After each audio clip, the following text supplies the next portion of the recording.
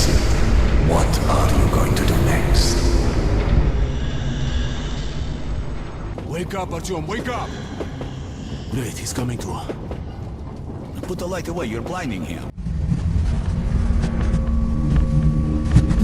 Wake up, Artyom, wake up! Artyom! Artyom! Wake up, Artyom, wake up!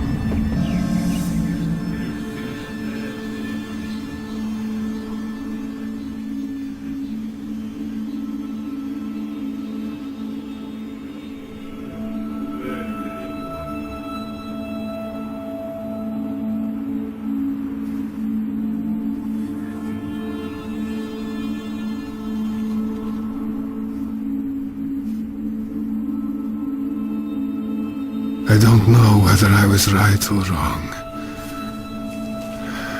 I guess I'll never know.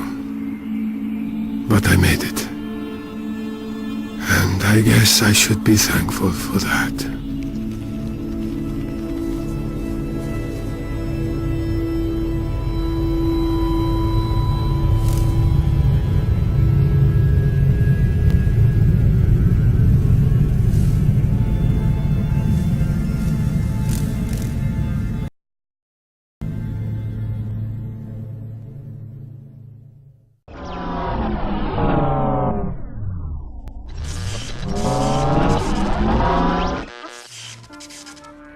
Before going on, I'd like to address potential ad hominem attacks and genetic fallacies.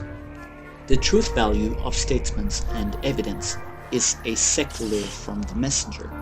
If a person who you think have poor character or lack credentials were to say that if I drop this ball in my hand, it would fall to the grass beneath me due to gravity, it wouldn't make my statements any less true. This is basic logic. This is a secular from the video series, purely descriptive message, and a secular from the series, scientific legitimacy. But I would like to include a personal message here in the end.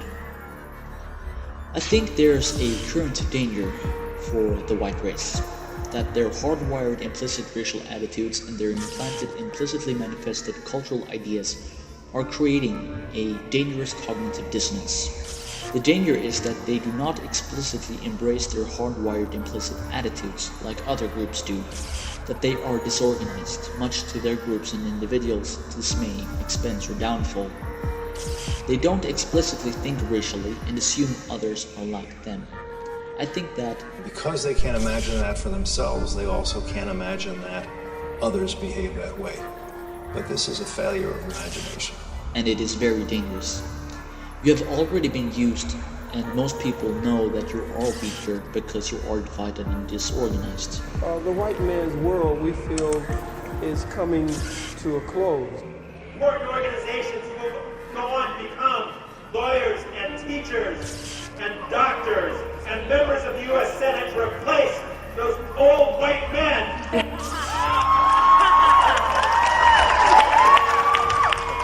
الإسلامي الأستاذ عمرو خالد المشهد الإسلامي في أوروبا. هو أهم كلمة إن عدد المسلمين في أوروبا الآن من 25 ل 30 مليون. هذا الرقم له دلالات كبيرة ومعاني كبيرة. من 25 ل 30 مليون مسلم في أوروبا. تمام. المسلمين هم اللي بيخلفوا، أوروبا ما بتخلفش. مما يعني إن خلال 20 سنة هيكون المسلمية غالبية ممكن تكون لها تأثير غير عادي في التحكم في القرار. الحل إيه؟ الحل ان احنا لازم نكون صحيين جدا وايجابيين جدا. مطلوب ايه؟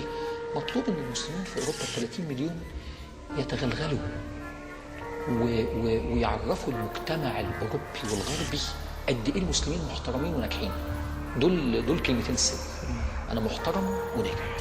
لو ال 30 مليون نجحوا ان يتجنبوا الاستفزاز ويحولوا طاقة الغضب من اجل رسول الله صلى الله عليه وسلم ومن اجل اساءة الاسلام لان هم يتحولوا لاجهزه اعلام متحركه، ان كل واحد فيهم يقول انا سفير الاسلام، ويتحرك في وسط اوروبا مع جيرانهم، في الشركات اللي بيشتغلوا فيها، في مواقعهم، في الانديه الرياضيه، في كل مكان فيه الشعوب الاوروبيه يستطيع ان يتفاعلوا معاهم ويندمجوا معاهم، ويوروهم اخلاق متميزه ويوروهم نجاح متميز. هتبوظ الخطه وهيستمر المسلمين في اوروبا، واحنا محتاجين 10 سنين اللي جايه دي يا استاذ احمد قوي للمسلمين في أوروبا إن هم يكونوا موجودين قوي قوي قوي. علامات أخرى تدل على أن الإسلام سيظهر الله في أوروبا بدون سيف، بدون بندقية، بدون فتح. 50 مليون مسلم في أوروبا بعد عشرات السنين سيحول أوروبا إلى قارة مسلمة.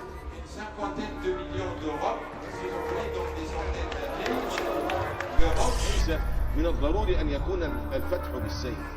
يعني قد نفتح هذه البلاد بدون جيوش، نريد جيوش من الدعاء والمعلم. You think we have kids because we like sex? No, we're having kids ready to start this war, believe me.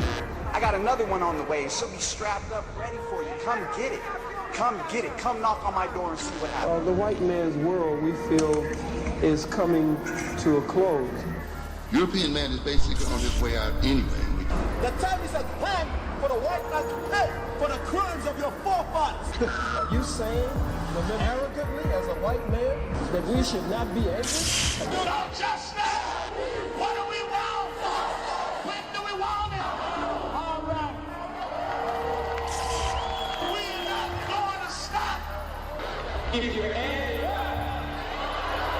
Give your hand up. White folks, you're going to give up the whole damn country. This country whose parents and whose adults have misspent its treasure. And while they have enjoyed that treasure, ultimately their children will have to pay the taxes or will have to pay the price. And the Orientals are going to be much more vicious than the Europeans. They don't have a liberal philosophy that you can use against them and a constitution that you can throw at them. They don't have that liberal image that they try to protect like the white folk that you use to tie them up with. You have been laying down your axes for decades and received nothing but guilt, taunts, threats, complaints, theft, and now you're on the brink of extinction by stronger groups. You expected reciprocity, loyalty in return for your humbleness, but you have not been getting it, and I don't think you will. The dangers by fighting racism is that you are unarming and weakening yourself for stronger opponents. Even if I wouldn't want to explicitly see race as an issue, there's far more than enough people who would not share my perspective and on the contrary see me as an unfairly privileged white man. The circle is made. Those who try to secularize themselves from this rule are running a greater risk of being forced to be pushed aside purely socioeconomically by new, more self-aware groups taking away their assets. Likewise, when diversity breeds tensions like a pressure cooker and the temperature is rising and old scars and tensions burst up to the surface and get themselves manifested in race riots or worse, racial civil wars, who will have your back and where will you run the lowest risk of injury? Not behind unpredictable enemy lines. I'd also like to point out that racial voluntary separation is inevitable if you allow for freedom of association, which includes freedom of disassociation. Racial separation in the physical sense of where individuals will have their home property is vastly different from racial isolation in regards to the market of ideas. Racial voluntary physical separation has nothing to do with the marketplace of ideas. For example, the modern Japanese who discriminate the Ainu or want Gannis out. The essential point here is that the Japanese are a homogeneous society and they do have a purity hang. They do believe, and for the United States point of view, you might find this offensive, but they do believe that their strength is in their racial purity. Let's be quite frank about that. So under those circumstances, foreigners are always, on that definition, either a menace or an oddity. They are certainly not falling behind. While a country such as Brazil see its slums grow bigger and bigger. With this said, I wish for the white race that they would become more healthy and vital again, that they would embrace their implicit attitudes and become more brave and honest.